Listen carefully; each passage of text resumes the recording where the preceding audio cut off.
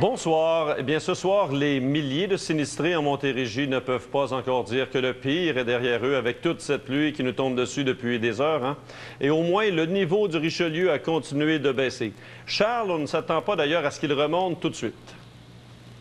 Bien, pas vraiment, Régent. Vous voyez, je suis sur la promenade du canal de Chambly, les deux pieds dans l'eau, pour voir passer des bateaux qui ne passeront pas parce que le niveau du canal est beaucoup trop élevé.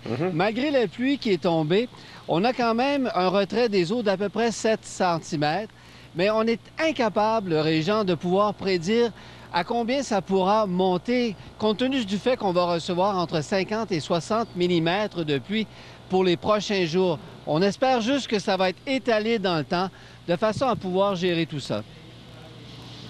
Le paysage de Sainte-Anne de Sabrevois est toujours aussi désolant. Le niveau de l'eau a baissé, mais pas assez pour ce sinistré qui a décidé de plier bagages devant la menace d'une deuxième crue.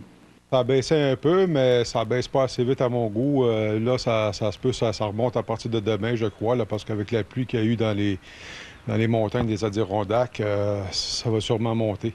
Il faut dire que sa maison a été gravement endommagée, mais son opinion n'est pas nécessairement partagée par son voisin. Parce que de l'eau, il y en a de moins en moins. Là. Il y a moins de neige dans les montagnes. Les ruisseaux sont vides. J'ai parlé à quelqu'un de Bedford. Là. Tous les ruisseaux sont vides.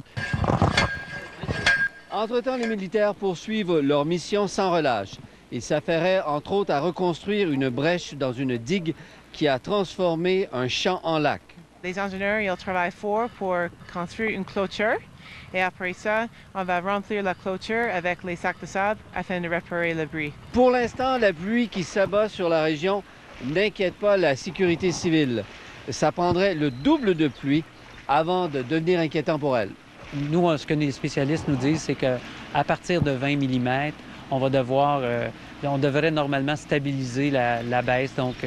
Et probablement qu'avec l'ajout de millimètres de pluie, on devrait avoir une certaine hausse. Toutefois, les gens nous mentionnent que cette hausse-là ne devrait pas rattraper ce qu'on a connu le 6 mai dernier.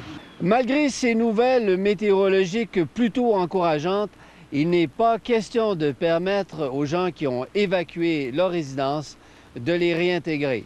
Charles Faribault, TVA Nouvelles, Saint-Jean-sur-Richelieu. Et toujours dans ce dossier, peut-être vous allez vous en souvenir, samedi dernier, on vous présentait à cette heure-ci ces images d'une des rares résidences de Sainte-Anne de Sabrevois qui, bien qu'entourée d'eau, n'a subi aucun dommage. Il faut dire que son propriétaire a fait preuve d'une vigilance de tous les instants et une semaine plus tard, la maison est toujours intacte, mais vous allez voir que cette bataille contre la crue des eaux aura coûté des milliers et des milliers de dollars. Sainte-Anne de Sabrevois, voici la résidence de Luc Hislop, une résidence blindée contre toute infiltration d'eau. Qu'est-ce que vous avez fait pour sauver votre maison? Bien, j'ai fait venir un voyage de sable le 22 avril. Le coût, environ 400 $. L'eau n'est pas encore une menace. Luc Hislop a été prévenu par une amie qui habite près d'une zone inondée au lac Champlain.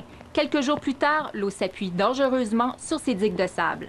On est ici dans à peu près 1 mètre d'eau. Et votre maison est seulement à 25 pieds? Oui, il faut le laisser là. Parce que sinon, si ça monte moindrement, ça monte vite. L'eau, comme vous le savez, c'est sournois. J'en ai 4 pompes dans le cave. J'en ai ça, c'est la commerciale. Ça vous a coûté combien, ces pompes-là? Ces pompes-là, total, 850. Et c'est sans compter les journées de travail perdues pour cet homme d'affaires. Ça dépasse 10 000 $, les pertes? Ah oui, oui. Un bon 10 000, oui. La sécurité civile va dédommager les sinistrés jusqu'à 1 000 $ pour l'achat de sacs de sable et d'équipements. Les résidents ont littéralement pris d'assaut des commerces d'équipements de location de génératrices et de pompes, comme ici chez Lutech à Saint-Jean-sur-Richelieu. Combien les gens dépensent? Bien, en moyenne, les personnes arrivées ici en panique, puis ils voulaient avoir absolument le matériel, l'équipement pour suffire à leurs besoins. Ils se foutaient carrément du prix, là. Louer une génératrice coûte de 100 à 400 $ par semaine, dépendamment de la grandeur. La location d'une pompe s'échelonne de 35 à 100 $ par jour. La perte, c'est sûr, je ne la rattraperai pas. C'est une perte que c'est perdu pour de bon. Mais par contre, regarde, on a la maison, c'est quand même bien, on a notre santé. C'est ça qui compte le plus. Elsa Babayi, TVA Nouvelles.